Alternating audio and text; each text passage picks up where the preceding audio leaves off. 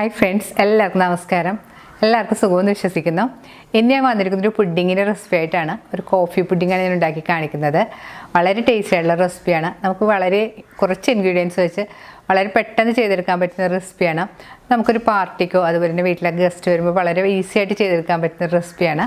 അപ്പോൾ നിങ്ങളിത് ട്രൈ ചെയ്ത് നോക്കിയിട്ട് നിങ്ങളുടെ അഭിപ്രായം കമൻറ്റ് ബോക്സിൽ മറക്കരുത്. നിങ്ങളുടെ ഫ്രണ്ട്സായിട്ടൊക്കെ ഷെയർ ചെയ്യുക. അപ്പോൾ നമുക്ക് ഈ പുഡിങ് ഉണ്ടാക്കാൻ തുടങ്ങാം.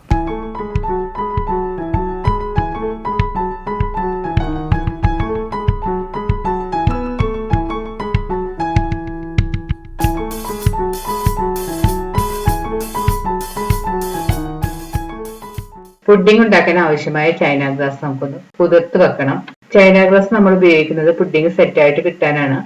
ഞാനിവിടെ ഒരു ബൗൾ എടുത്ത് വെച്ചിട്ടുണ്ട്. ഇതിലേക്ക് നമുക്ക് ഒരു 10 ഗ്രാം ചൈന ഗ്രാസ് ചെറിയ കഷ്ണങ്ങളായിട്ട് കട്ട് ചെയ്തിട്ട് കൊടുക്കാം. ഞാനിവിടെ ഉപയോഗിച്ചിരിക്കുന്നത് ഇതുപോലെ നീളമുള്ള സ്ട്രിപ്സ് ആണ്. അത് നമുക്കൊന്ന് ചെറിയ കഷ്ണങ്ങളായിട്ട് ഒരു സിസർ ഉപയോഗിച്ച് കട്ട് ചെയ്തിട്ട് ഇട്ട് കൊടുക്കാം. ഇപ്പോൾ ചൈന ഗ്രാസ് ഇതുപോലെ ചെറിയ കഷ്ണങ്ങളായിട്ട് മുറിച്ചെടുത്തിട്ടുണ്ട്. ഇനി ഇതിലേക്ക് നമുക്ക് 1 കപ്പ് ചെറിയ ചൂടുവെള്ളം ഒഴിച്ചു കൊടുക്കാം. ഇനി ഒരു 15 മിനിറ്റ് കുതിരാനായിട്ട് മാറ്റി വെക്കണം. ഇനി നമുക്കൊരു ബൗളിലേക്ക് 1.5 table spoon instant coffee powder ഇട്ട് കൊടുക്കണം. ഞാനിവിടെ ഉപയോഗിച്ചിരിക്കുന്നത് ബ്രൂവിന്റെ ഇൻസ്റ്റന്റ് കോഫി പൗഡർ ആണ്. നമുക്ക് ഇതിലേക്ക് ഒരു 1/2 കപ്പ് ചെറിയ ചൂടുള്ള പാൽ ഒഴിച്ചു കൊടുക്കാം. അതിനുശേഷം സ്പൂൺ കൊണ്ട് നന്നായിട്ട് മിക്സ് ചെയ്ത് യോജിപ്പിക്കണം. ഇപ്പോൾ കോഫി പൗഡർ നന്നായിട്ട് മിക്സ് ചെയ്തെടുത്തിട്ടുണ്ട്. ഇനി നമുക്ക് മാറ്റി വെക്കാം. ഇനി നമുക്ക് ഒരു സോസ് പാനിലേക്ക് 1.5 കപ്പ് പാൽ ഒഴിച്ചു കൊടുക്കാം. ഇനി ഇതിലേക്ക് ഒരു 1/4 കപ്പ് മിൽക്ക് മെയ്ഡ് കൂടി ചേർത്ത് കൊടുക്കാം. അതിനുശേഷം നന്നായിട്ട് മിക്സ് ചെയ്ത് കൊടുക്കണം.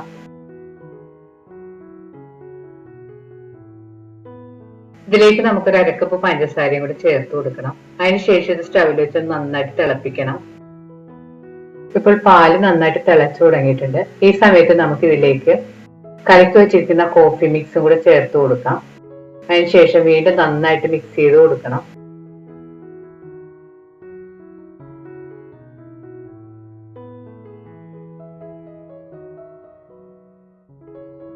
നല്ലപോലെ മിക്സ് ചെയ്ത് ഒന്ന് നന്നായിട്ട് തിളച്ച് വരുമ്പോഴത്തേക്ക് നമുക്ക് സ്റ്റവ് ഓഫ് ചെയ്ത് മാറ്റി വെക്കണം.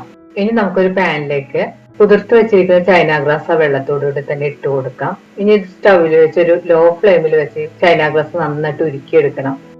കുറച്ച് സമയം എടുത്തൊട്ടും കട്ടയില്ലാതെ നന്നായിട്ട് ഉരുക്കിയെടുക്കാം.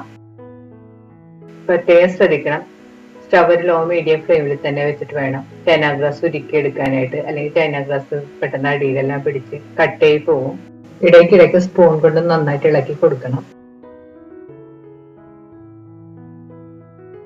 ഇപ്പോൾ ചൈന ഗ്രാസ് ഈ കാണുന്ന പോലെ ഒട്ടും കട്ടയില്ലാതെ നന്നായിട്ട് ഉരുക്കി വന്നിട്ടുണ്ട്. ഇനി നമുക്ക് സ്റ്റവ് ഓഫ് ചെയ്യാം. ഉരുക്കിയെടുത്ത ചൈന ഗ്രാസ് നമുക്ക് നേരത്തെ റെഡിയാക്കി വെച്ചിരിക്കുന്ന കോഫി മിക്സിലേക്ക് ചേർത്ത് നന്നായിട്ട് മിക്സ് ചെയ്ത് കൊടുക്കാം. നന്നായിട്ട് മിക്സ് ചെയ്ത് കൊടുക്കണം. നമ്മൾ ഒഴിക്കുന്ന സമയത്ത് ചിലപ്പോൾ കട്ട പോലെയൊക്കെ തോന്നും. അത് കുഴപ്പമില്ല, കുറച്ചു നേരം നന്നായിട്ട് മിക്സ് ചെയ്ത് യോജിപ്പിച്ചാൽ മതി. ടേസ്റ്റ് ശ്രദ്ധിക്കണം, ചൂടോടെ തന്നെ പാല് ചൂടായിരിക്കുന്ന സമയത്ത് തന്നെ വേണം നമ്മൾ ഇതിലേക്ക് ഒഴിച്ചു കൊടുക്കാനായിട്ട്.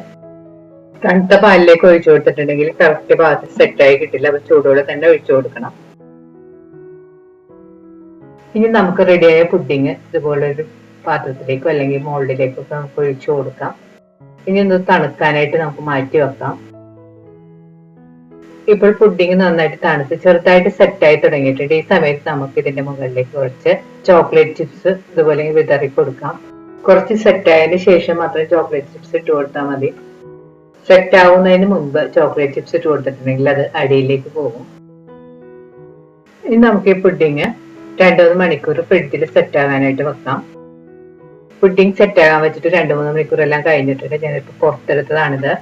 നമുക്കിതൊന്ന് കട്ട് ചെയ്ത് നോക്കാം. നമുക്കിതുപോലെ ചെറിയ കഷ്ണങ്ങളായിട്ട് കട്ട് ചെയ്തെടുക്കാം. നമുക്ക് ഇഷ്ടമുള്ള ഷേപ്പിൽ കട്ട് ചെയ്തെടുക്കാം. ഇപ്പോൾ വളരെ ഈസി ആയിട്ട് ചെയ്തെടുക്കാൻ പറ്റുന്ന നല്ല ടേസ്റ്റിയുമായിട്ടുള്ള നമ്മുടെ ചോക്ലേറ്റ് പുഡിങ് റെഡി ആയി കഴിഞ്ഞ്. അപ്പൊ നിങ്ങളിത് ട്രൈ ചെയ്ത് നോക്കാം. നമുക്ക് വീട്ടിൽ പെട്ടെന്ന് ഗസ്റ്റ് വരുമ്പോഴോ അല്ലെങ്കിൽ കുട്ടികൾക്കൊക്കെ ഉണ്ടാക്കി കൊടുക്കാൻ പറ്റുന്ന ഒരു അടിപൊളി ഡെസേർട്ടാണ്. ട്രൈ ചെയ്ത് നോക്കിയിട്ട് നിങ്ങളുടെ അഭിപ്രായം കമന്റ് ബോക്സിൽ മറക്കരുത്. നിങ്ങളുടെ ഫ്രണ്ട്സായിട്ടൊക്കെ ഷെയർ ചെയ്യുക. വീണ്ടും ഇതുപോലെ നല്ല സിമ്പിളും ടേസ്റ്റി ആയിട്ടുള്ള റെസിപ്പി ആയിട്ട് നമുക്ക് കാണാം. Thank you.